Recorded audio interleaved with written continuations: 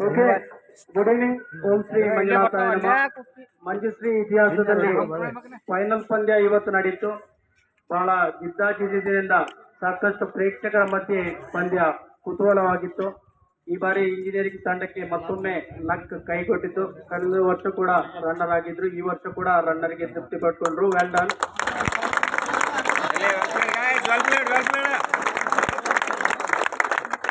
ಈ ಬಾರಿಯೂ ಕೂಡ ಹೊಸದ್ರಲ್ಲಿ ಅಚ್ಚರಿಯನ್ನ ಮೂಡಿಸಿದಂತ ಸೆಕ್ಯೂರಿಟಿ ತಂಡ ಸೋಲಿಲ್ಲದ ಸರದಾರರಾಗಿ ಫಿನಿಕ್ಸ್ನಂತೆ ಎದ್ದು ಬಂದು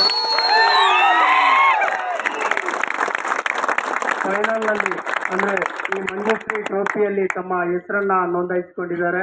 ಅಭಿನಂದನೆಗಳು ಸೆಕ್ಯೂರಿಟಿ ತಂಡಕ್ಕೆ.